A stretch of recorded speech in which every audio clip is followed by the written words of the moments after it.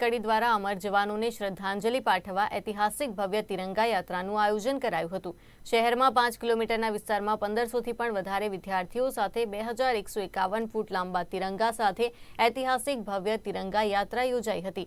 આ સંસ્થાના ચેરમેન વલ્લભ પટેલ, સર્વે મંત્રીઓ અને પ્રિન્સિપાલોએ આ સંસ્થામાં અમર જવાનોને પુષ્પાંજલિ પણ અર્પણ કરી હતી અને ભવ્ય તિરંગા યાત્રાને ફુગ્ગા અને ખુલ્લા આકાશમાં વહન કરીને લીલી ઝંડી આપી પ્રસ્થાન કરાવ્યું હતું।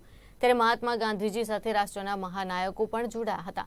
સમગ્ર રૂટ દરમિયાન જુદી જુદી 91 જેટલી શૈક્ષણિક, ધાર્મિક, રાજકીય, સામાજિક, વેપારિક સંસ્થાઓ, એસોસિએશનો અને સોસાયટીઓ દ્વારા તેમનું સ્વાગત પણ કરવામાં આવ્યું હતું।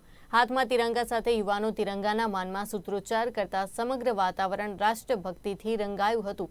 જોકે સંસ્થાની નાના બાળકોની ટોય ટ્રેન, ભારત માતાની સવારી અને સંસ્થાના ધ્વજ સાથે વિદ્યાર્થીઓ સૌનું ધ્યાન પણ આકર્ષિત કર્યું હતું। દેશભક્તિના ગીતો અને સામાજિક સંદેશો આપતા પોસ્ટરો સાથે લોકજાગૃતિ માટે ખૂબ જ સુંદર આ પ્રયાસ કરવામાં આવ્યો હતો।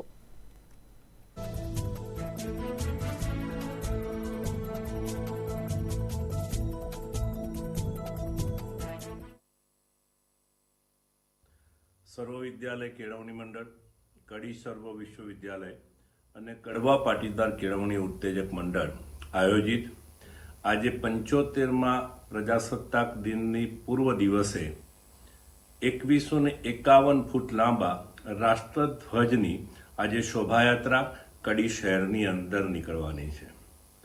આ શોભાયાત્રા કડી શહેર અને ઉત્તર ગુજરાતના તમામ લોકો માટે એક રાષ્ટ્રપ્રેમનું સિંચન કરશે અને વિદ્યાર્થીઓ દ્વારા જ્યારે આ શોભાયાત્રા કડી શહેરના જાહેર માર્ગો ઉપર નીકળશે ત્યારે કડીની વિવિધ સંસ્થાઓ, શૈક્ષણિક સંસ્થાઓ, નાણાકીય સંસ્થાઓ, જાહેર સેવા સંગઠનો દ્વારા તેનું અભિવાદન થનાર છે અને તેના દ્વારા કડી શહેરની અંદર પણ એક દેશ પ્રેમનો અનેરો રંગ રંગાશે।